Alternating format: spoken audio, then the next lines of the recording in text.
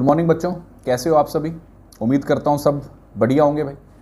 तो आज हमारा जो चैप्टर है फेडरलिज्म, इसका जो सेकंड पार्ट है उसके अंदर मैं आप सभी का स्वागत करता हूँ।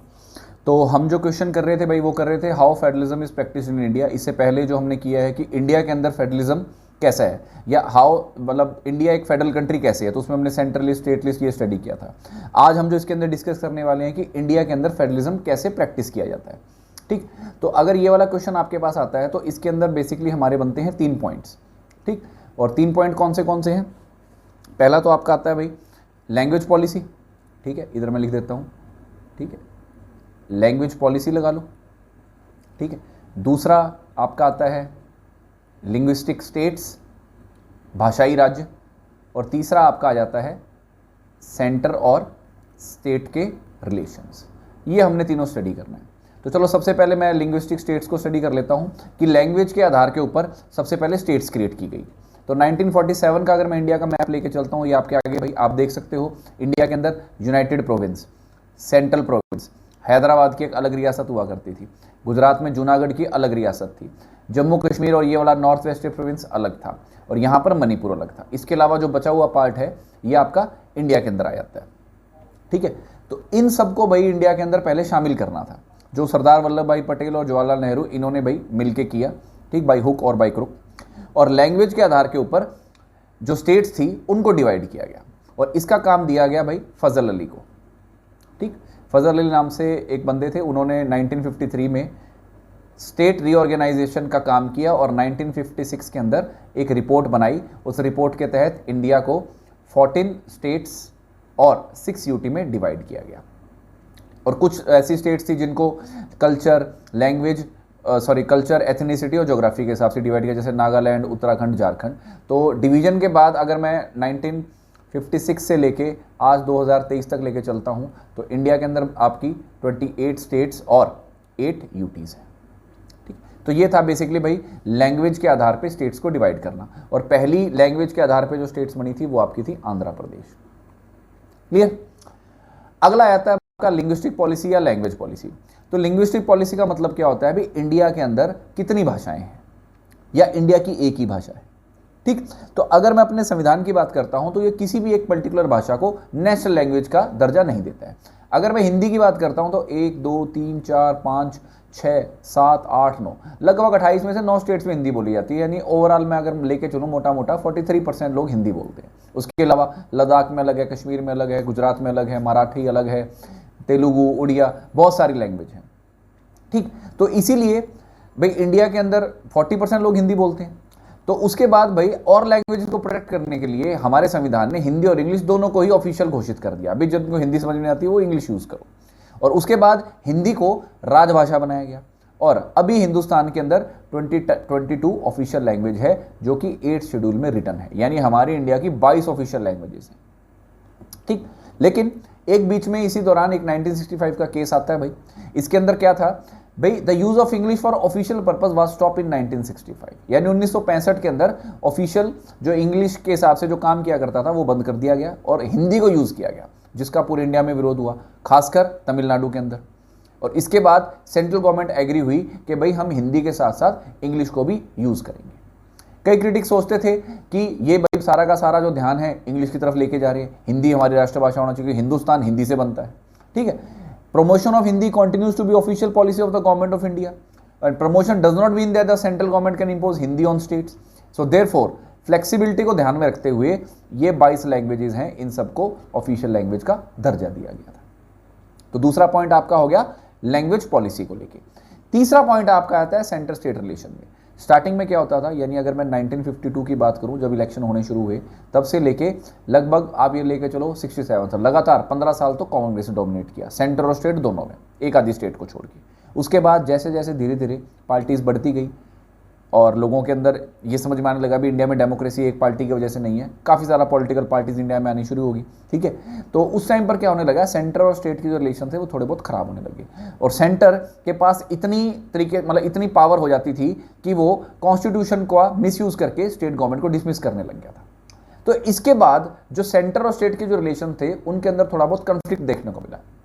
हालांकि उसके बाद 1990 की अगर मैं बात करता हूँ, कई रीजनल पॉलिटिकल पार्टीज आई, जिसके अंदर हम कह सकते हैं भी जो आपकी मेन पार्टी यानी कांग्रेस और पॉलिटिकल पार्टी, इन्होंने मिलकर सरकार चलाने का फैसला किया। और कोलिशन गवर्नमेंट क्यों आई? क्योंकि किसी भी पॉलिटिकल पार्टी के पास लोकसभा के अंदर इतनी बहुमत नहीं आई कि वो उस प्रॉपर बहुमत का आंकड़ा पार कर सके, है ना, मेजोरिटी का।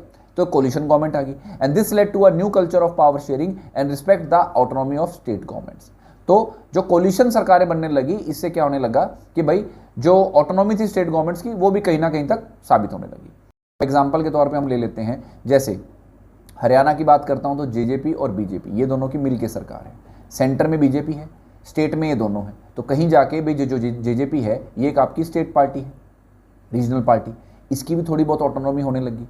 इनके भी जो मिनिस्टर्स हैं उनको पूछ होने लगी। और बीजेपी की जो सेंट्रल गवर्नमेंट है उस हिसाब से बीजेपी और जेजेपी इन दोनों ने मिलकर स्टेट को चलाना शुरू कर दिया। सेंटर में गवर्नमेंट बीजेपी है तो कहीं ना कहीं जो इनका कंफ्लिक्ट डायरेक्ट जेजेपी के साथ होता वो नहीं हुआ, और बीजेपी के सहयोग होने के साथ इनकी जो डिमांड्स थी स्टेट के रिगार्डिंग वो पूरी होने लगी। ठीक है, और उसके बाद भाई सुप्रीम कोर्ट के रिगार्डिंग भी अगर ये डिसीजन देखा गया, सुप्रीम कोर्ट ने भी डिसीजन का फैसला किया भी अगर किसी को मेजोरिटी नहीं मिलती तो भाई वो कोलिशन गवर्नमेंट बना सकता है, उनकी चॉइस है। और इसी के साथ एक और वर्ड आता है अलायंस, जिसका उपयोग 1998-1999 के अंदर किया गया। अलायंस का मतलब क्या होता है? जहां दो या दो से ज्यादा पार्टीज मिलकर इलेक्शन लड़ते हैं और लोगों को पता है भाई अगर इसको वोट दिया तो फलानी पार्टी को भी वोट माना जाएगा। ठीक है, जैसे कि इंडिया के अंदर यूपीए, यूनाइटेड प्रोग्रेसिव अलायंस, जो कि कांग्रेस प्लस पार्टीज का है। फिर आता है आपका एनडीए, जो कि बीजेपी प्लस पार्टीज का अलायंस है, यानी ये मिलकर इलेक्शन लड़ते हैं बीजेपी और उसके साथ में सहयोगी दल। ठीक, और कोलिशन की बात करूं, जब कोई भी पॉलिटिकल पार्टी मेजोरिटी हासिल ना कर पाए तो मजबूरी के अंदर दूसरी पॉलिटिकल पार्टी के साथ हाथ मिला के किसी भी कंडीशन के तहत सरकार को बनाना होता है, जैसे हरियाणा के अंदर है। ठीक, तो अगर मैं फेडरलिज्म की बात करूं तो इन तीन तरीके से इंडिया के अंदर प्रैक्टिस किया जा रहा है। आई थिंक सबको क्लियर हो गया होगा। अब आपका लास्ट टॉपिक आता है डिसेंट्रलाइजेशन, जिसको हम हिंदी में बोलते हैं विकेंद्रीकरण। यानी जब पावर कुछ यूनियन गवर्नमेंट से, सेंट्रल स्टेट गवर्नमेंट से लेके हम एक और गवर्नमेंट को देते हैं जिसको लोकल गवर्नमेंट कहते हैं। ये दो स्तरों पे होती है भाई, अर्बन यानी शहरी, रूरल यानी आपकी ग्रामीण एरिया। 3 टायर स्ट्रक्चर होता है, यानी जिला पार्षद, पंचायत समिति, विलेज पंचायत। ये आपका फर्स्ट, सेकंड, थर्ड लेवल है। ऐसी कॉर्पोरेशन, काउंसिल और नगर पंचायत। अब इन दोनों में बेसिकली होता क्या है भाई, पंचायत समिति या जिला पार्षद की बात करते हैं भाई, ठीक है, हायर लेवल की। तो पंचायत समिति आपकी, वैसे तो पंचायतों के लेवल की बात करते हैं क्योंकि ये इनिशियल लेवल होता है जहां आप गांव की इलेक्शंस की बात करते हैं। और आप जानते हैं भाई एक गांव में एक सरपंच होता है, 5 पंच होते हैं। ब्लॉक की अगर मैं बात करता हूं यानी सेकंड लेवल की बात करता हूं तो एक ब्लॉक में 10-20-25 गाँव आते होते हैं। ठीक है, उनके रिप्रेजेंटेटिव को इलेक्ट करते हैं। और हायर लेवल की बात करें जहां पर जिला यानी पूरे डिस्ट्रिक्ट की अगर मैं बात करता हूं तो डिस्ट्रिक्ट के अंदर भाई आपके काफ़ी ज़्यादा गांव हो जाते हैं। तो इन सब के हेड्स होते हैं जो टाइम टू टाइम लेवल के ऊपर जो लोकल समस्याएं हैं उनको दूर करने के लिए ग्रांट सरकार से लेते रहते हैं और इनके पास इंडिपेंडेंट अथॉरिटी होती है। वैसे ही अर्बन एरिया की बात है, म्यूनिसिपैलिटीज़ छोटे शहर की बात होती है, म्यूनिसिपल कॉर्पोरेशन बड़े शहर होते हैं और नगर पंचायत होती है म्यूनिसिपैलिटीज़ और कॉर्पोरेशन से थोड़ी सी छोटी। ठीक, और म्यूनिसिपल कॉर्पोरेशन का जो हालांकि जो चेयरपर्सन होता है हेड, और म्यूनिसिपल कॉर्पोरेशन का होता है मेयर। इन सब के इलेक्शन होते हैं भाई, इलेक्टेड बॉडीज होते हैं सारे के सारे, और फाइनेंस के लिए स्टेट गवर्नमेंट के ऊपर डिपेंडेंट रहते हैं। क्लियर। अब इसके फीचर्स क्या है? सबसे पहले इनके जो इलेक्शंस हैं वो रेगुलरली होते रहते हैं भाई, इनको हम चुनते हैं। दूसरा, इनका 5 साल का टेन्योर होता है। किसका? आपका पंचायत के इलेक्शंस का यानी जिला पार्षद वगैरह का और म्यूनिसिपल कॉर्पोरेशन वगैरह का। सीट्स रिजर्व होती हैं बैकवर्ड क्लास के लिए, शेड्यूल ट्राइब के लिए और खासकर वुमेन के लिए। एक इंडिपेंडेंट इंस्टीट्यूशन बनाया गया जिसको स्टेट इलेक्शन कमीशन बोला गया, वो इन इलेक्शंस को होल्ड करता है। ठीक, एंड स्टेट गवर्नमेंट भाई अपनी कुछ पावर्स हैं जो इंडिपेंडेंटली इनको लोकल गवर्नमेंट्स को प्रोवाइड करती है। अब लास्ट पॉइंट आता है आपका भाई इनके फायदे क्या है। फायदे ये हैं कि भाई काफ़ी सारी जो प्रॉब्लम्स होती हैं वो लोकल लेवल पर जाती हैं। उसके बाद दूसरा पॉइंट, जो लोकल लोग होते हैं यानी जो लोग इनके अंदर शामिल होते हैं उनको ज़्यादा नॉलेज होती है। यानी अगर सरपंच जो बनता है गांव का उसको ज़्यादा पता है भी गांव में समस्याएं क्या है, ना कि जिला पार्षद को, ना कि चीफ मिनिस्टर को। ठीक, उसके बाद इनके पास बेटर आइडियाज़ होते हैं कि भाई ये प्रॉब्लम कैसे सॉल्व हो पाएगी, क्योंकि लोगों का मत इनके साथ होता है भाई, इनको पता है इतने साल से इस गाँव में रहे हैं, शहर में रहे हैं। और लोकल लेवल के ऊपर भाई डायरेक्ट पार्टिसिपेशन होती है भाई लोगों की डिसीजन मेकिंग। ये तो हो गई इसके एडवांटेज। डिसएडवांटेज की अगर मैं बात करता हूं तो सबसे पहली बात यह है भाई कई बार इसमें एडुकेट रिसोर्सेज नहीं हो पाते हैं सॉल्व होने के लिए। उसके बाद कई स्टेट गवर्नमेंट ने पूरी तरह से पावर ट्रांसफर नहीं की है भाई लोकल गवर्नमेंट्स को। And while elections are held regularly, gram sabha जो मीटिंग्स हैं जो होनी चाहिए वो नहीं हो पाती। तो इसी के साथ बच्चों जो चैप्टर है वो खत्म होता है। जितने भी इंपॉर्टेंट पॉइंट्स हैं बोर्ड के वो मैं सारे इसमें डाल चुका हूँ भाई। उम्मीद है कि आपको समझ में आया होगा। तो वीडियो को लाइक, सब्सक्राइब, शेयर जरूर करना। मिलते हैं नेक्स्ट वीडियो में। Thank you so much.